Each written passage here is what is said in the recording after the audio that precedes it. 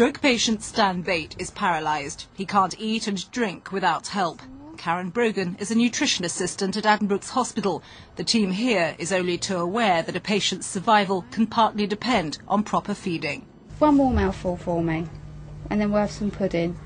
They try to get me to eat the meat, but the meat is first class. I think it's essential that every hospital that's providing care for elderly patients particularly is mindful of the need for good nutrition and to make sure people are properly hydrated. Addenbrooke's Hospital says patients are given food on demand 24 hours a day. But this report explores what could be going wrong in hospitals elsewhere. The healthcare professionals and relatives who believe patients are being neglected, including being deprived of food and liquids.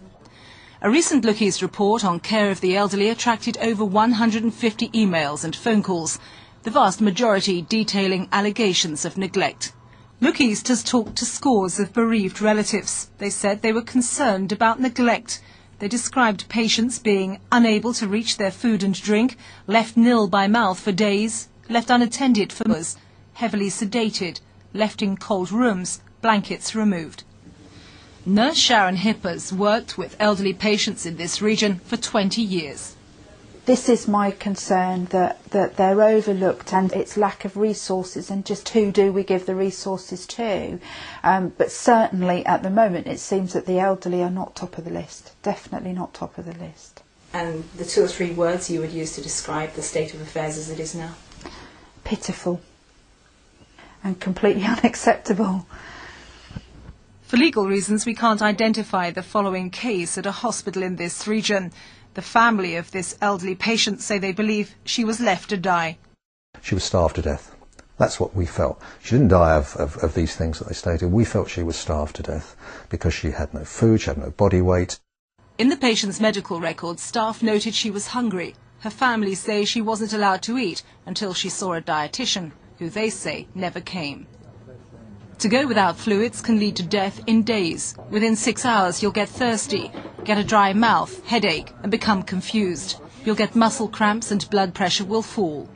You will go into renal failure, you'll get more confused, you may have convulsions and you will eventually die in a coma. It's a terrible death. It's a terrible death. Here at the Healthcare Commission there is acknowledgement that suffering is going on. And there's talk of action. The Healthcare Commission says it recognises the neglect of elderly patients is of great concern. There is a very wide recognition that this is an issue in the NHS. And as an organisation, I think what we can do is to make sure that we are inspecting these issues, to make sure that we are drawing problems to the attention of trusts. This death certificate is extremely rare. It actually shows dehydration as a cause of death. The patient had been in hospital 4 weeks. Dehydration indicates neglect, but there was no post-mortem examination and no inquest.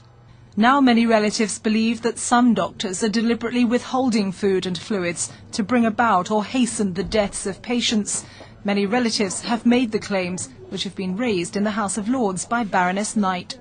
I was asked within the first 48 hours if I would be prepared to let my mum go. I did ask what exactly this meant, and he said, well, it was very simple. Fluids and nourishment would simply be withdrawn gradually until she passed away. And it was made to sound like a very calm and thing to allow to happen. She was shocked by the consultant's attempts to end her mother's life. She refused him permission. My mum lived for 5 more years and she saw happiness.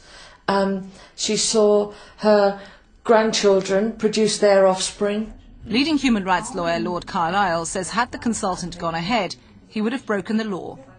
If a consultant deliberately reduces the level of treatment, knowing that a death will result, it is at the very least potentially manslaughter. It could even be murder in law. I have no doubt that there are some fairly clear cases that will not have been prosecuted for lack of inquiry. That's not necessarily the blame of the police by any means. I think there is a tendency for those authorities that own hospitals to try and avoid trouble, and they prefer to deal with complaints of this sort by talking to the families and persuading them that nothing untoward has happened. We have to be more rigorous in examining these cases. The BBC is aware of a case police are currently investigating which involves allegations that an elderly patient suffered gross negligence, including dehydration. Relatives, MPs and peers are among those who are speaking out about the way many elderly patients are being treated. Sally Chidzoy, BBC Look East. And if you have any worries or questions about the treatment of your elderly relatives, the Healthcare Commission has a helpline. I'll give you the number a couple of times. 0845 601 3012. That's 0845 601 3012.